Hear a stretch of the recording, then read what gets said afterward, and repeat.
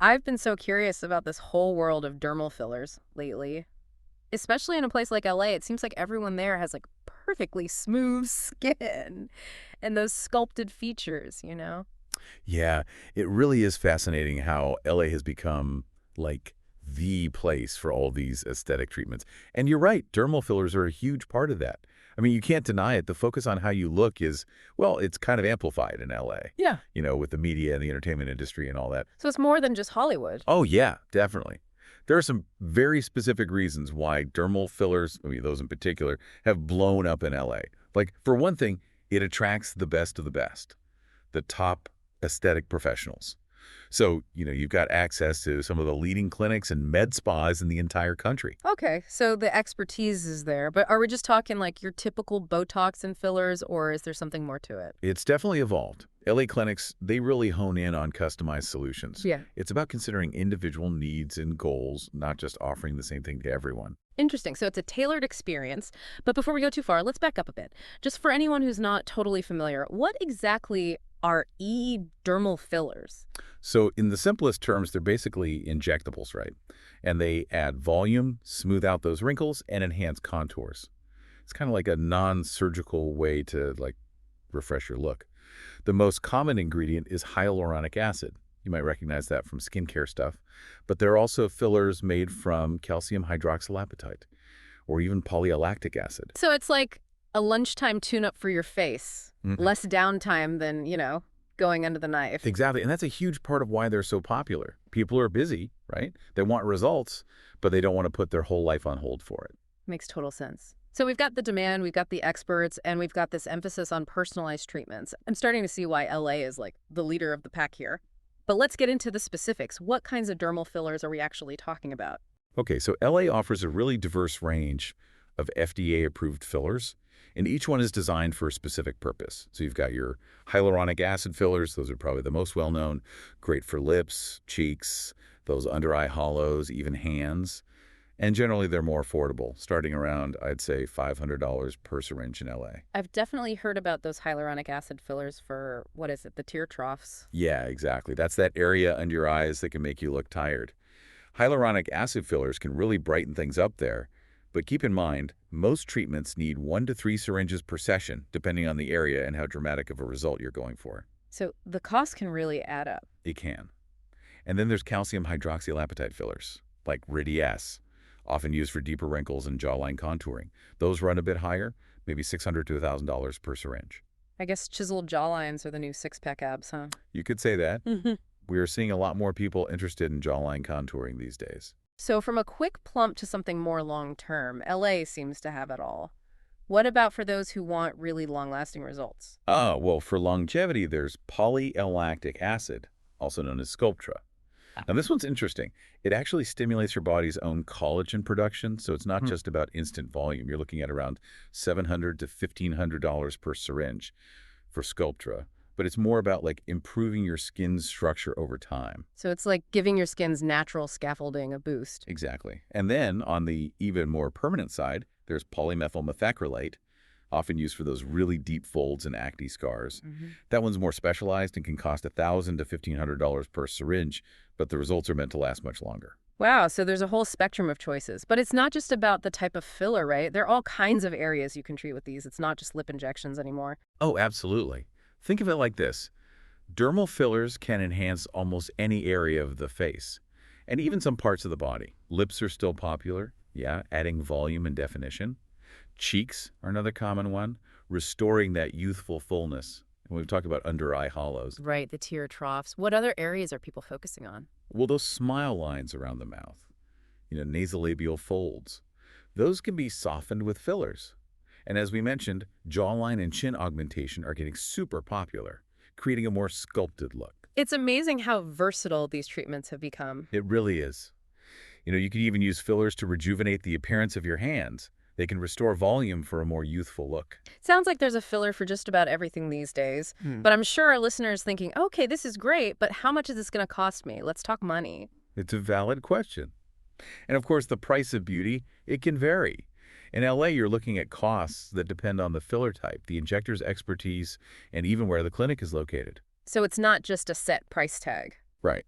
But we can break it down further. We've already touched on the cost per syringe for each type. Right, and we know most treatments need multiple syringes, so how do we even factor in all these variables? Well, next, let's discuss how long these results last, and then we can get into how to find the right injector for you. Sounds good to me. Let's keep diving in.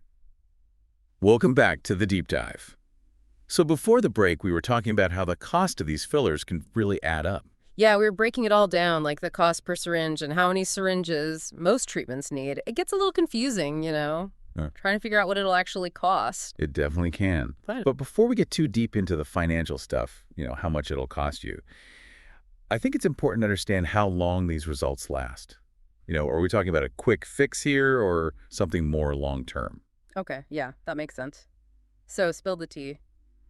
How long are we talking? Well, it really depends on a few things, like the type of filler we're talking about, the area where it's injected in, even your individual metabolism, how your body breaks it down. Right. But we can kind of break it down. Okay, I'm ready. Hit me with it. So your hyaluronic acid fillers, those tend to last, I'd say, anywhere from 6 to 18 months.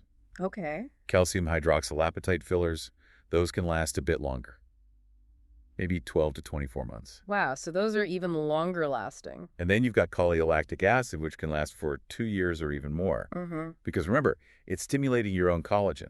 Right, so it's not just about instant gratification. It's like improving your skin over time. Exactly. It's like a long-term investment in your skin. Yeah.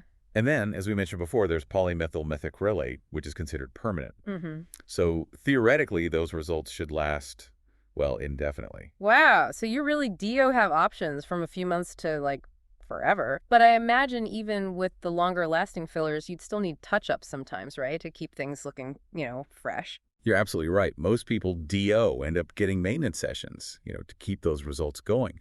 Think of it like going to the gym. You see the best results with consistent effort, right? Yeah, totally makes sense. Consistency is key. But, okay, let's say I'm sold on this whole thing. I'm ready to take the plunge.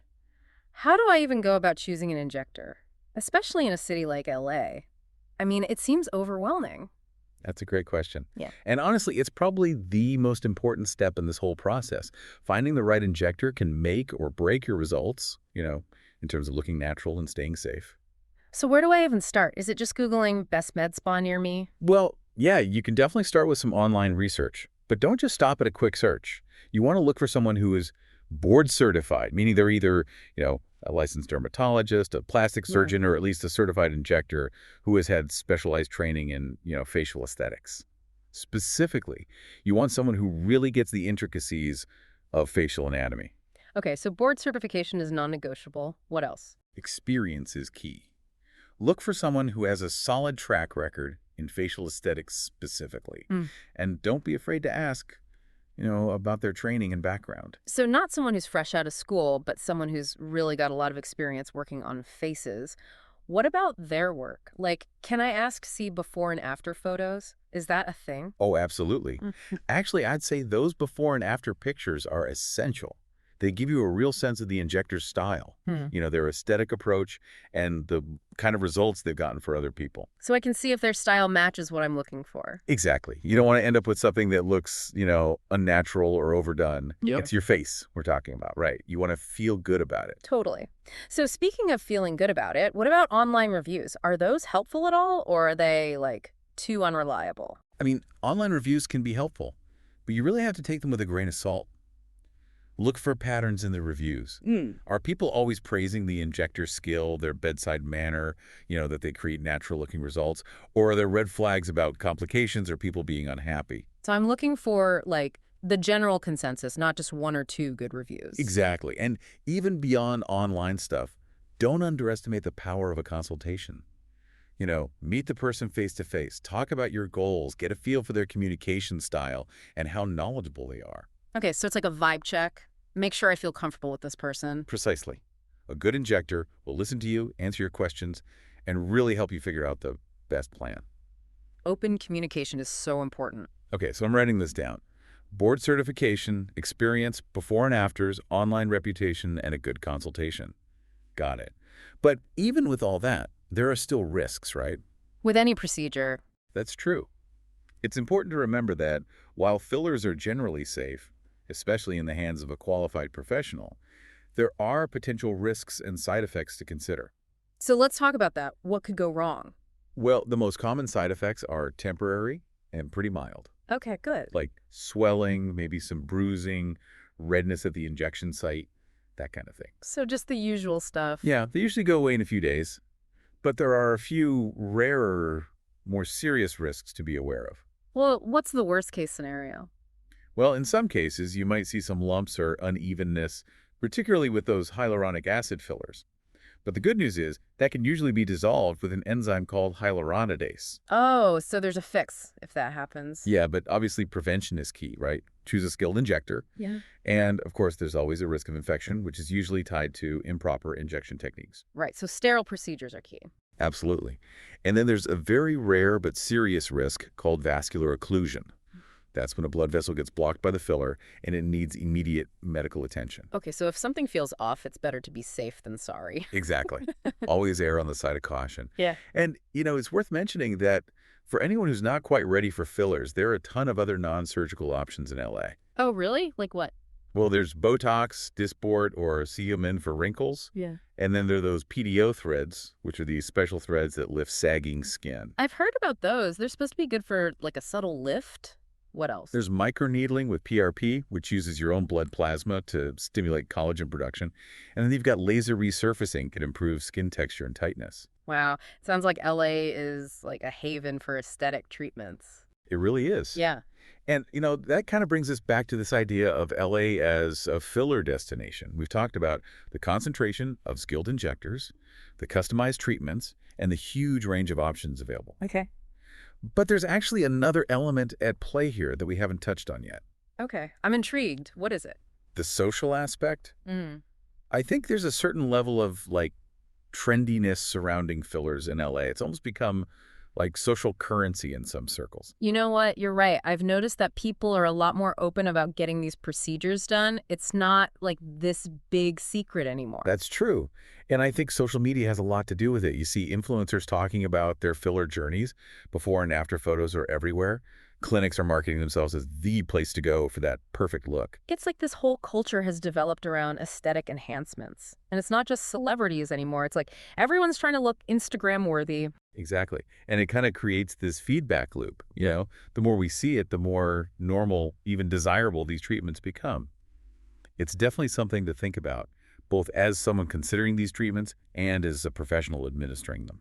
Yeah, I see what you mean. It's great that it's less stigmatized, but it's so important that people are doing it for the right reasons. Totally agree. It's about finding that balance, Hmm. between embracing the advancements we're seeing and promoting responsible use and informed decisions. So how do we do that? How do we strike that balance? That's a great question, Hmm. and one we can definitely dive into further. But first, let's shift gears a little bit. We've talked about the demand, the expertise, the customized approach, and now this social influence. But I'm curious to get your take on something. Okay, lay it on me. What are your thoughts on LA's filler scene being driven, at least in part, by this trendiness? Is it really just about a quest for beauty, or is there something more going on? You know, that's a really interesting question, and I think it brings up some big ethical considerations about this whole industry. But let's save that for the next part of our deep dive. When we left off, we were talking about how trendy fillers have become in LA. Yeah, it's definitely become a thing. So is it all just about, like, chasing the latest trend, or is there something deeper going on? Well, it's tricky, right? It's not so simple. Mm-hmm. I think on the one hand, there's this pressure to look a certain way, Mm-hmm. especially in a city like LA, where appearances are, well, kind of everything. Right. It's like everyone's constantly comparing themselves, fueled by social media and wanting to fit in. Exactly. And that can be kind of dangerous. It's so important for people to, really think about why they're getting these treatments. Are they doing it for themselves, or are they trying to live up to someone else's idea of beauty? Such a good point. And I think it shows how much we need to talk more openly and honestly about these things. It's not just tea about how you look. It's also about, like, the mental and emotional side of it. Couldn't agree more.